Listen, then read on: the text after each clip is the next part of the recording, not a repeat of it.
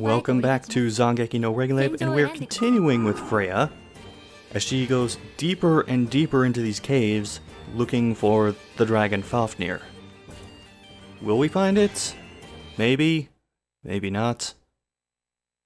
And I know I said this before, as in the last Freya mission, but this is going to be both the best performing and worst performing part of the game thus far.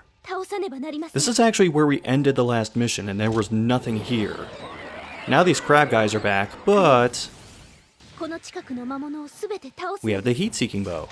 And this one also has explosives attached to it. As does my fire stave. So this could have been a much longer fight, but we just blew up everything. And truth be told, this is actually not a good loadout for this stage. I mean, the explosives are nice, don't get me wrong, but the problem with that... Oh, I'm gonna speed this up. This is just me looking around for crystals. Because when I blew everything up, they kind of flew all over the place. So, another reason that's not necessarily the best thing to do, if you're concerned about that. But the problem with having the two explosive weapons is those are long-range weapons.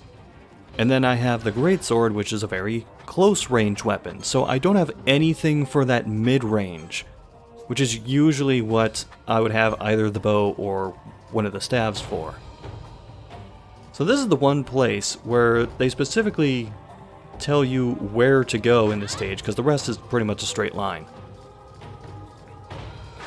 And we're going up here, but we're eventually going to start making our way down. Also, every time we go through a big door, usually it's going to close behind us, so we won't be able to backtrack if, say, we leave a health drop somewhere, or something like that. So this is a much shorter stage than the last one. These enemies drop down here, which makes it perfect to just lay in wait with one of your short-range weapons. And as you can see, they kind of get backed up, which prevents them from dropping down easily, but also makes them fairly easy targets. You could shoot up into that hole with your bow or your staff, but I'm opting to go close range for this one, which may or may not have been a good idea. And again, this will be both the best and worst performing stage. That's not the worst frame drop that we're going to see. There's a part later on where you can count the frames per second on one hand. So again, a little crystal grabbing, and we're going to have Eden basically telling us things are going to get tougher ahead. Just for the love of God, be careful. Or for the love of Odin, be careful, excuse me.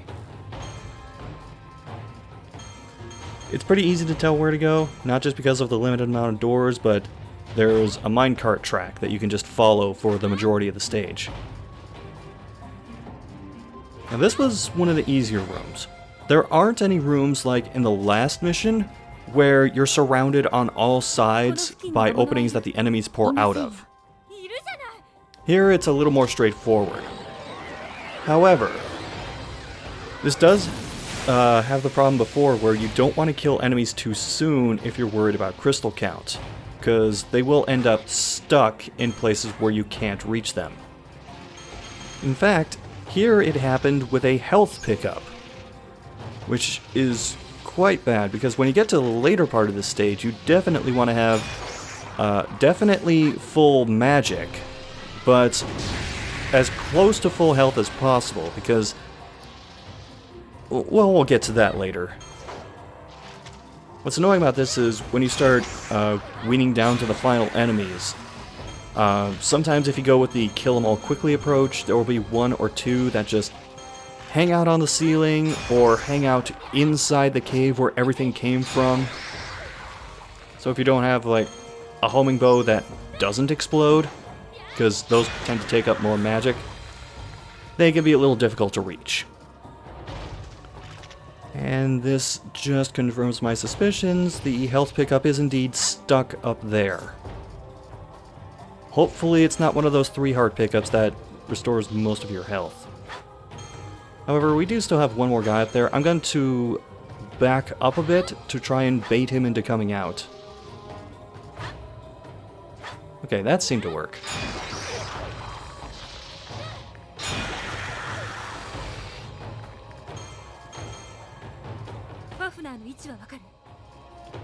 Now here is a fairly good demonstration of not just how low you can get the frame rate. We're going to have enemies coming out of 2 different positions.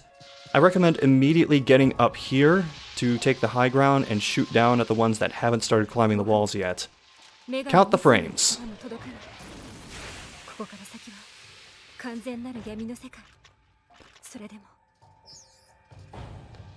I think that was about 4 frames per second. And it still hasn't recovered yet. Now here I actually let things get a little out of control. Because you can see on the radar that the enemies are fairly spread out. What you really should do is try to kite them around a little bit to get them into tighter groups. Like here, one's already gotten behind me. You can actually hit them through, like this plank of wood, you can hit them through walls. But still, you want the enemies as tightly packed together as possible. And don't allow anything to get behind you, because these things can knock off massive amounts of health, like what happened just there. Another reason you don't want a slower, short-range weapon like the greatsword. If you really need to, just run for it. This is a big enough room that you'll have enough places to run to. But also, don't shoot these things too close. We are now dangerously low on health, to the point where we might almost get one-shotted if one of those things uses its claw attack on us. And this is where you need to be very, very careful and pick and choose your spots. You need to be aware of everything that's going on around you. Also try not to fall into the ditches. And I'm just going to let this battle play out. Place your bets about whether or not I die in this room.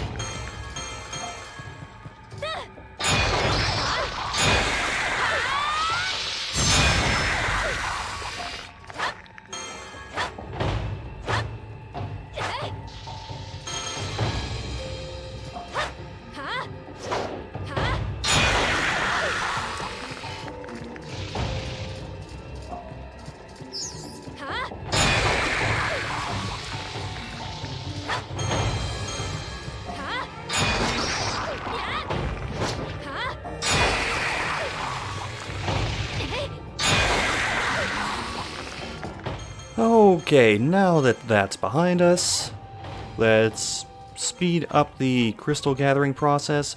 You can go on most of the structures in this area. It's just that most of the times you really shouldn't, because sometimes that can cause like more and more enemies to climb up walls, they spread out more. It can just be a bit of a mess. Now, aside from the time that I blew myself up, things have been going pretty smoothly so far. We haven't seen any new enemies yet, and you're gonna notice embers start coming up from the ground, because we're starting to enter like the heart of the magma flow. And in the process, as we go across this bridge, enemies spawn on both sides of it.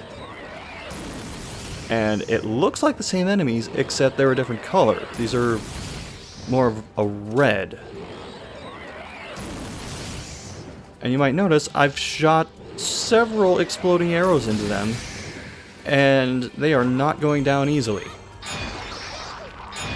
For you monster hunter types out there, these are, I guess, a subspecies of the same enemies we've been fighting before. They hit a little harder, and they can do the acid spit too, but it works a little differently.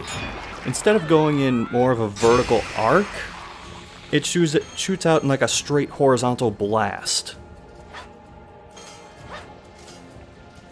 So my strategy was just to eliminate all of them on one side of the bridge first, by any means necessary, and then use what magic I have left to see if I can at least weaken maybe half of the red crabs on the other side. And at that point you can kind of do hit and run tactics with these. If you're getting overwhelmed by them, or if they start shooting acid at you, you can back up a bit. Or if you still have crabs on the other side of the bridge, you can run past the crabs on one side so that everything is in front of you. So the same basic principle applies. You don't want these things anywhere except directly in front of you.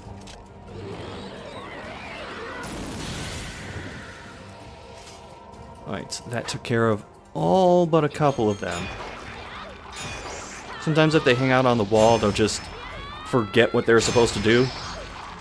Which, hey, it works to my advantage.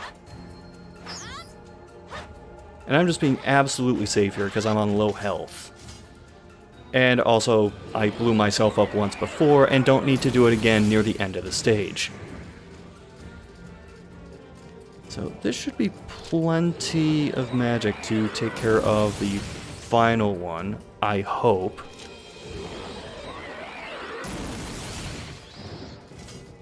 Of course not. Oh, well, it was close to death, so whatever. Yeah, not a whole lot of variety in the crystals. You're not going to find, like, water crystals, earth crystals. So this isn't really a good stage for trying to farm those sorts of things if you want. But, we head into the next room. Fafnir is right there waiting for us. And this is about as close as you're going to get to him. Because he ends the stage, not by standing still for a boss fight to happen in this area, but by just flying out of the volcano. And for whatever reason, the camera really wants to follow him. So, bit of an awkward end to that stage. For now though, let's focus on the weapons that we can make. And I'm going to try and focus on Frey, since he's going to be the subject of the next part of this. Let's see, that is a Freya weapon. Oh, we could make his level 2 spear. In fact, I'll go ahead and do that. And that should... oh, that opened up his... let's see, this is the rapid fire bow. You know what? We'll go for that.